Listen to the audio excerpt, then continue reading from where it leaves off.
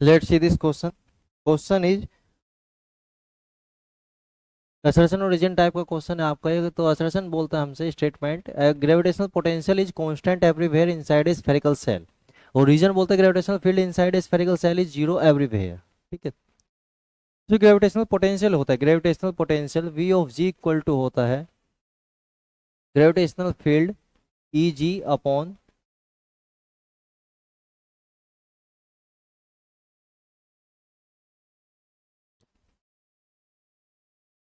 Gravitational potential होता है into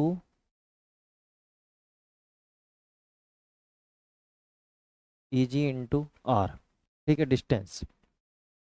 या हम इसे इस तरह भी लिख सकते हैं कि ग्रेविटेशनल फील्ड इक्वल टू होता है minus change in gravitational potential. ठीक है, ऐसे भी हम लिख सकते हैं इसको. अब तो ये बोल रहे gravitational potential is constant everywhere inside a spherical cell. ठीक है, ग्रेविटेशनल पोटेंशियल कांस्टेंट होगा इनसाइड ए स्फेरिकल सेल. अब क्यों? अगर ये ई जी यहाँ पर ग्रेविटेशनल फील्ड जीरो हो जाए तो जीरो इक्वल टू क्या हो जाएगा? Change in potential difference. ठीक है, चेंज इन पोटेंशियल डिफरेंस मतलब V1 minus V2 equal to zero. और ये सारे ग्रेविटेशनल पोटेंशियल है. ठीक है,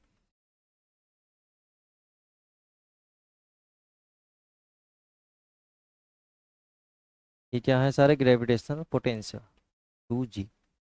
तो V1 इक्वल टू आ रहा है V2 के, मतलब ग्रेविटेशनल पोटेंशियल क्या है? कांस्टेंट है. कब? जब ग्रेविटेशनल फील्ड क्या हो? जीरो हो. अब gravitational field inside spherical shell is zero everywhere. क्यों? अगर ये कोई स्फेरिकल सेल है, ठीक है, तो यहाँ पर तो मास है ही नहीं ना. यहाँ पर क्या है? खाली है सब कुछ. मास कहाँ है? सारा इसके सरफेस पर.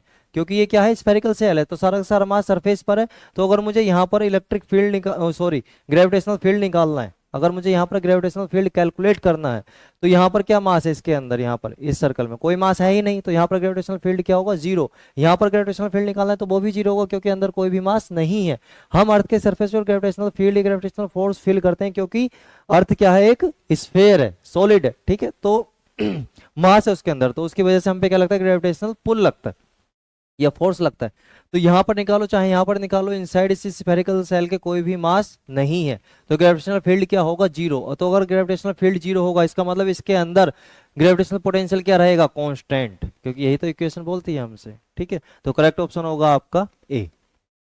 दोनों एक दूसरे को क्या कर रहे हैं? Support. Gravitational constant potential constant है क्योंकि gravitational field inside the spherical is zero, तभी तो हम ये लिख पा रहे हैं. ग्रेविटेशनल फील्ड अगर जीरो है तो V1 इक्वल टू होगा V2 के.